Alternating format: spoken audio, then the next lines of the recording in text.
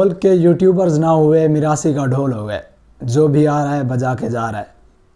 پہلے ڈکی بھائی، اب رجب بٹ اور ندیم نانی والا۔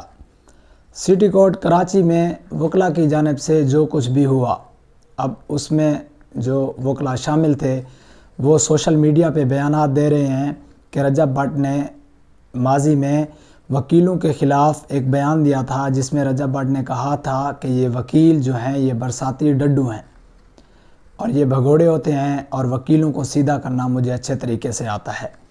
اس بیان کی مد میں کورٹ نے رجب بٹ کے خلاف مقدمہ بھی درج کیا تھا۔ اس مقدمے کی وجہ سے اور پھر حال ہی میں جو نماز کی بے حرمتی کی وجہ سے رجب بٹ پہ مقدمہ درج ہوا، اس مقدمے کی وجہ سے ہم نے یہ سب کیا ہے رجب بٹ کے ساتھ۔ ہماری رجب بٹ کے ساتھ کوئی پرسنل دشمنی نہیں ہے اور نہ ہی کوئی اور بات ہے۔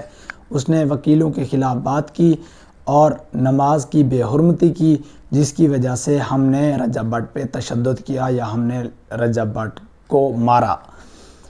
ویسے رجب بٹ ہمارا مہمان ہے، وہ آئے کراچی میں، پر کوئی بھی بندہ آئندہ اگر وکیلوں کے خلاف کوئی بات کرے گا تو اس کے ساتھ بھی یہی ہوگا، چاہے وہ کہیں پہ بھی ہو، مطلب پنجاب کا بندہ ہو، سندھ کا ہو یا بلوچستان کا ہو، کوئی بھی بندہ اگر وکیلوں کے خلاف بات کرے گا تو ہم اس کے ساتھ ایسا ہی کریں گے۔ تو سب سے پہلے تو میں سندھ کے جتنے بھی یا کراچی کے جتنے بھی وکیل ہیں ان سے ایک بات کہنا چاہوں گا کہ یہ جو مذہب کی آڑ میں آپ نے رجب بٹ کے ساتھ کیا، اپنا غصہ نکالا، یہ آپ سب جانتے ہیں کہ آپ نے ایسا کیوں کیا۔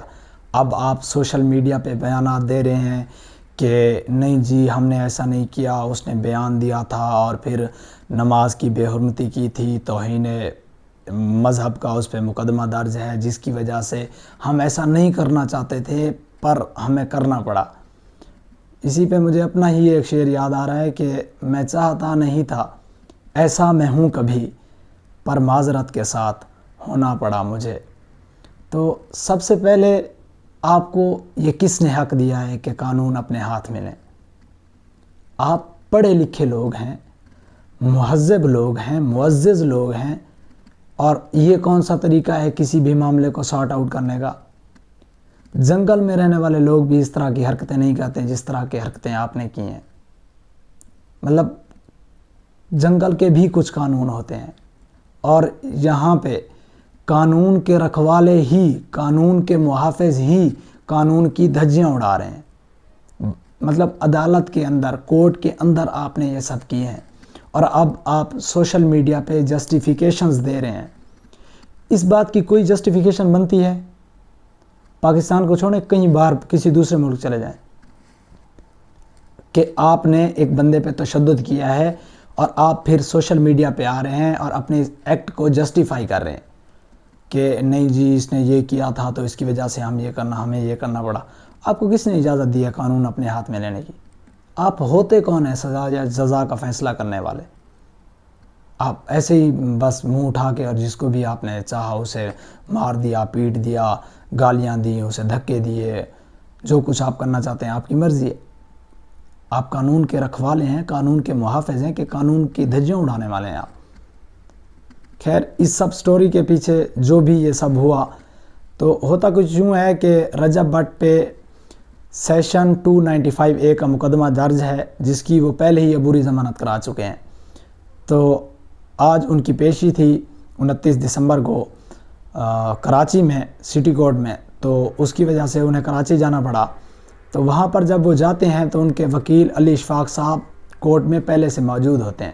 علی اشفاق صاحب کے درمیان اور جو وکلا پہلے سے موجود ہوتے ہیں ان کے درمیان رجب بٹ کو لے کے بحث شروع ہو جاتی ہے۔ رجب بٹ کے جو وکیل ہوتے ہیں وہ کہتے ہیں کہ اگر تو آپ کو رجب بٹ سے کوئی مسئلہ ہے تو آپ پولیس اسٹیشن چلے جائیں، رجب بٹ پہ پرچہ کٹوائیں اور جو قانون کے تقاضے ہیں ان کو پورا کریں۔ پر جو وکلا ہوتے ہیں وہ کہتے ہیں کہ نہیں، رجب بٹ کو بار میں لے کے آئیں، وہاں پہ سارے وکیل اکٹھے ہو رہے ہیں اور وہ فیصلہ کریں گے۔ جج گیا تیل لینے، اب وکیل فیصلہ کریں گے۔ تو جو علی اشفاق صاحب ہوتے ہیں وہ بحث کرتے ہیں کہ نہیں ایسا تو نہیں ہوتا، ایسا کسی قانون میں نہیں ہوتا۔ تو اچانک سے دھکم پہل شروع ہو جاتی ہے اور جو وکیل ہوتے ہیں وہ رجب بٹ پہ تشدد کرنا شروع کر دیتے ہیں، جبکہ دوسری جانب علی اشفاق صاحب اور کچھ وکلاء یہ کوشش کر رہے تھے کہ رجب بٹ کو مزید تشدد سے بچایا جا سکے۔ جب رجب بٹ کمرہ عدالت میں داخل ہوتے ہیں تو وہاں پہ بھی بحث اتنی بڑھ جاتی ہے کہ بات لڑائی کی نوبت تک پہنچ جاتی ہے، پر بیچ میں کچھ وکلاء آ جاتے ہیں جس کی وجہ سے لڑائی نہیں ہوتی۔ چونکہ رجب بٹ کی ہیرنگ تھی اور وہ عبوری ضمانت پر تھے جس میں توثیق کی گئی ہے، اب 13 جنوری کو ان کی ہیرنگ ہوگی۔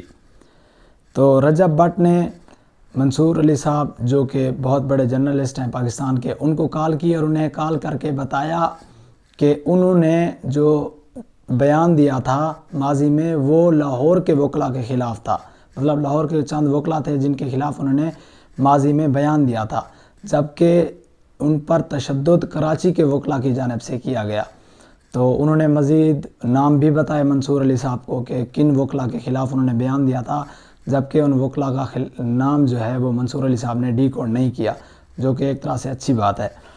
اب اس کے بعد رجب بٹ کیا کریں گے، مزید وہ کیا لاہ عمل اختیار کریں گے، وہ کن کے خلاف کیس کریں گے، کن کے نام نامزد ہوں گے اور کن کو مطلب وہ لاہور والے وکلاء کے خلاف کیس کریں گے یا کراچی والے وکلاء کے خلاف کیس کریں گے، اس طرح کی کوئی بھی صورتحال واضح نہیں ہے۔ یہ اب رجب بٹ بہتر جانتے ہیں کہ وہ اب کیا کریں گے۔